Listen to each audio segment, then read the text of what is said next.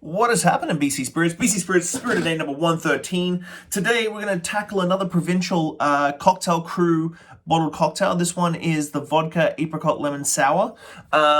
This is part of their membership program. They make a great little crafted cocktail in a bottle. And then every month you get I think you get 6 or 7 of them.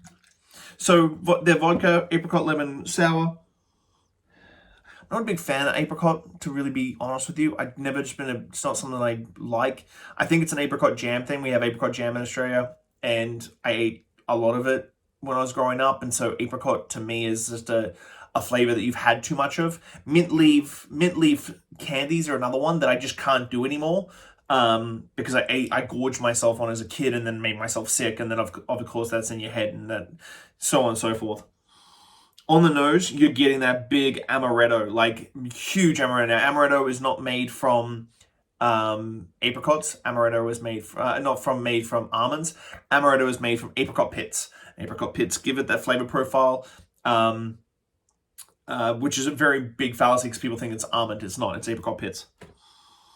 On the nose, it's huge.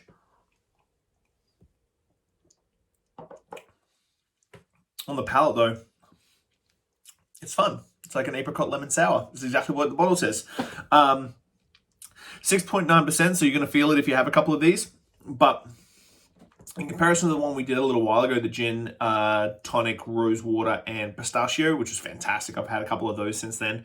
That apricot gives a much deeper, big, deep, chunky base note to the drink. So it's still super refreshing, but it's just got this beautiful round, biting into a fresh apricot. Apricot jam is definitely coming to my head, but that's just my craziness.